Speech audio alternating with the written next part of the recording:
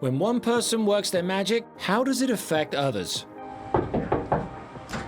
Hi! I'm Jo Zietz, and I help rescue and find loving homes for English Bulldogs. You see people like they want that puppy. Genetically, the Bulldog isn't a healthy breed. What comes with that is a lot of health issues and vet bills. So then the dogs find themselves needing rescue. Yeah.